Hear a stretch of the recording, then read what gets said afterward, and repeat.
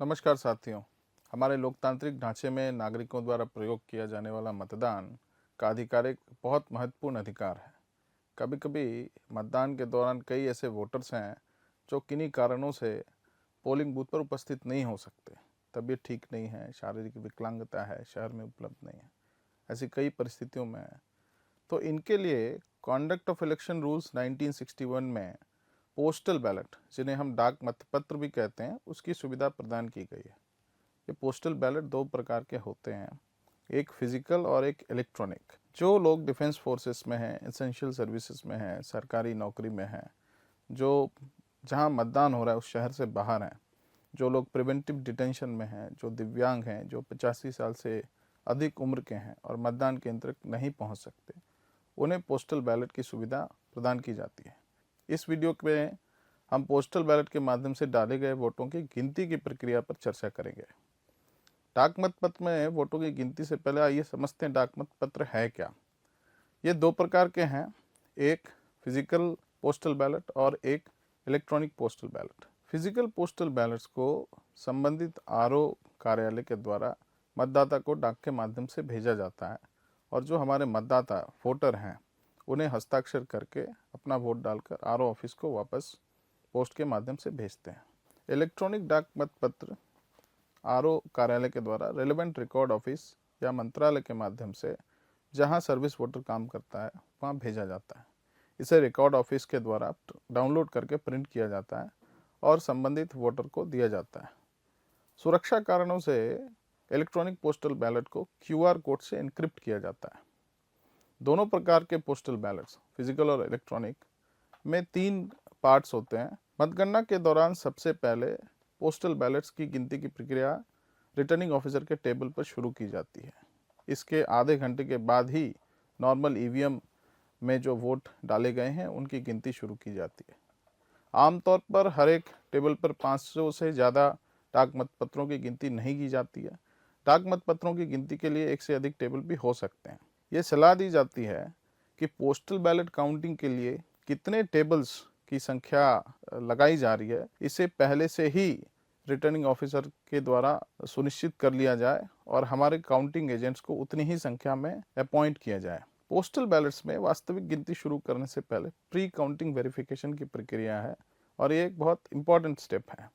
एक बार वेरिफिकेशन होने के बाद ही दोनों प्रकार के पोस्टल बैलेट्स की गिनती एक साथ की जाती है। दोनों प्रकार के पोस्टल बैलेट्स में एक बुनियादी अंतर है। वो अंतर इनके भेजने के तरीके में और वापस प्राप्त होने के बाद इनके वेरिफिकेशन के तरीके में होता है। जहां फिजिकल पोस्टल बैलेट आरओ द्वारा सीधे तौर पर मतदाता को भेज दिए जाते हैं, जो अपना वोट चिन्हित कर फिर से उसे आरओ को वापस देते हैं। वहीं इलेक्ट्रॉनिक पोस्टल बैलेट एक secure internet based transmission system के माध्यम से मतदाता को उनके संबंधित रिकॉर्ड कार्यालय के माध्यम से भेजा जाता है, जो कि क्यूआर कोड से एन्क्रिप्ट किया होता है। रिकॉर्ड ऑफिस इसे प्रिंट करके संबंधित मतदाता को सौंपता है, जो अपना वोट अंकित करने के बाद इसे फिर पोस्ट के माध्यम से रिटर्निंग ऑफिसर के कार्यालय में वापस भेजते हैं। गिनती की प्रक्रिया के दौरान सबसे पहले क्यूआर कोड्स को कंप्यूटर से जुड़े क्यूआर कोड रीडर के द्वारा स्कैन किया जाता है, जो इलेक्ट्रॉनिक डाक मतपत्र की वास्तविकता की पहचान करता है।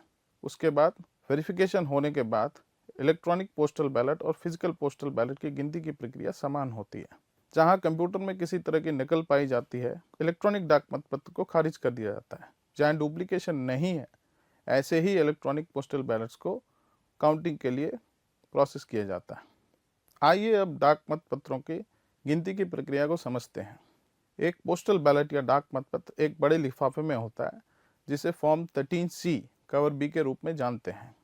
इसे खोले जाने के बाद इसके अंदर 2 दस्तावेज पाए जाते हैं। एक फॉर्म 13A में वोटर के द्वारा दिया हुआ डिक्लेरेशन फॉर्म होता है और दूसरा फॉर्म 13B, जिसे इनर एनवेलप भी कहते हैं, कवर ए में, उसमें पोस्टल बैलेट होता है।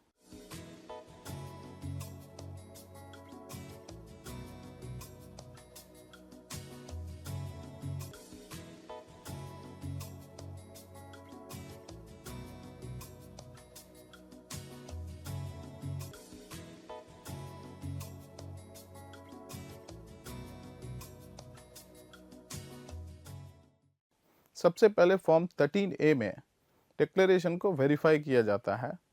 इसमें वोटर के डिटेल्स, पोस्टल बैलेट का सीरियल नंबर, जो अटेस्टिंग ऑफिसर है उनके सिग्नेचर और उनकी बाकी डिटेल्स, जब ये सारे डिटेल्स सही पाए जाते हैं तब डिक्लेरेशन फॉर्म को एक्सेप्ट करके उसे एक तरफ रख दिया जाता है और फिर inner postal ballot form 13B की गिनती होती है। डिक्लेरेशन फॉर्म 13A पर लिखा हुआ सीरियल नंबर फॉर्म 13B पर लिखे हुए सीरियल नंबर से मेल खाना चाहिए। एक बार जब ये सही पाया जाता है तब फॉर्म 13B को गिनती के लिए रिटर्निंग ऑफिसर की टेबल पर रखा जाता है। इलेक्शन कमीशन के द्वारा अपॉइंट किए ऑब्जर्वर्स डिक्लेरेशन फॉर्म की स्क्रूटनी की प्रक्रिया को बहुत ध्यान से देखते हैं और इनके रिजेक्शन के सभी मामलों को एक बार फिर से वेरीफाई करते हैं। फॉर्म 13B में वोटर को कैंडिडेट को इस तरह से मार्क करना चाहिए कि ये बड़ा स्पष्ट होना चाहिए कि वोटर ने किस कैंडिडेट के लिए वोट दिया है। आमतौर पे कोई विशेष चिन्ह निर्धारित नहीं है, एक टिक या क्रॉस मार्क ही पर्याप्त है। सही पोस्टल बैलेट्स को कैंडिडेट वाइज एक बार इकट्ठा किया जाता है और उसके बाद उनकी गिनती करने के बाद उन्हें रिजल्ट शीट फॉर्म 20 में ठीक तरीके से रिकॉर्ड किया जाता है। ऐसे मामलों में जहां जीत का अंतर रिजेक्टेड पोस्टल बैलेट की संख्या से कम है, वहां इलेक्शन कमीशन ऑब्जर्वर्स को सारे रिजेक्टेड पोस्टल बैलेट्स को मैंडेटरी रूप से वेरीफाई करना है। वोटिंग की सीक्रेसी को मेंटेन करते हुए यह सारी प्रक्रिया वीडियोग्राफी के द्वारा रिकॉर्ड की जाती है। वोटों की गिनती के बाद गिने हुए पोस्टल बैलेट्स और रिजेक्टेड पोस्टल बैलेट्स को अलग अलग लिफाफों में सील कर दिया जाता है और काउंटिंग एजेंट्स इस पर अपने साइन कर सकते हैं। आइए अब देखते हैं कि किन परिस्थितियों में पोस्टल बैलेट्स को रिजेक्ट किया जा सकता है।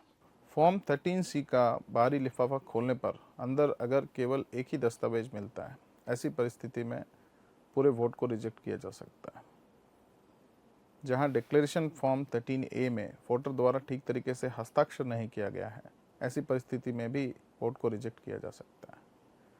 जहां डिक्लेरेशन फॉर्म 13A को किसी कॉम्पिटेंट अथॉरिटी के द्वारा अटेस्ट नहीं किया गया है, उस परिस्थिति में भी उसे रिजेक्ट किया जा सकता है। डिक्लेरेशन फॉर्म पर अटेस्टिंग ऑफिसर के सील नहीं होने की परिस्थिति में फॉर्म को रिजेक्ट तभी किया जा सकता है जब अटेस्टिंग ऑफिसर की पहचान न हो पाए। एक ऐसी परिस्थिति में जहां डिक्लेरेशन फॉर्म पर अटेस्टिंग ऑफिसर के मुहर नहीं है, लेकिन अटेस्टिंग ऑफिसर द्वारा दिए गए डिटेल से नाम, डेजिग्नेशन, ऑफिस एड्रेस से उस ऑफिसर की पहचान की जा सकती है।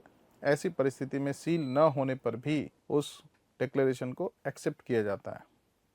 जहां फॉर्म 13A में डिक्लेरेशन फॉर्म और इनर पोस्टल बैलेट पर अलग अलग सीरियल नंबर्स हैं, वैसी परिस्थिति में भी पूरे वोट को रिजेक्ट किया जा सकता है। अगर वोट का निशान कुछ ऐसे किया गया है कि या एक से अधिक कैंडिडेट को दिया हुआ वोट प्रतीत हो, जैसे कि हम स्क्रीन पर अभी देखेंगे, उन परिस्थितियों में भी वोट को रिजेक्ट किया जा सकता है। जहां एक से अधिक कैंडिडेट को वोट दिया गया, उस परिस्थिति में भी वोट को रिजेक्ट किया जा सकता है। जहां मतपत्र क्षतिग्रस्त हो, विक्षिप्त परिस्थिति में हो, नकली प्रतीत हो, ऐसी परिस्थिति में भी उसे रिजेक्ट कर सकते हैं।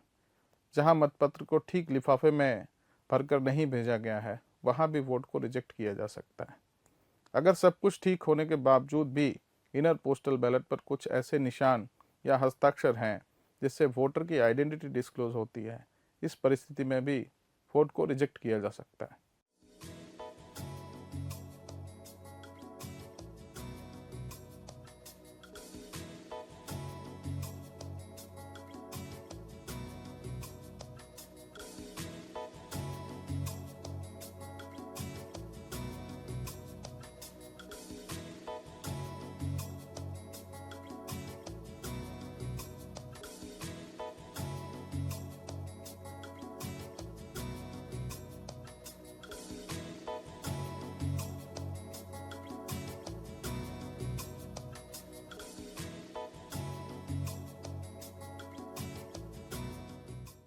क्योंकि पोस्टल बैलेट्स की काउंटिंग के वक्त रिटर्निंग ऑफिसर के पास इसे रिजेक्ट करने के लिए बहुत एक वाइड डिस्क्रिशन हो सकता है और छोटी से छोटी गलती की वजह से भी इन वोट्स को रिजेक्ट किया जा सकता है।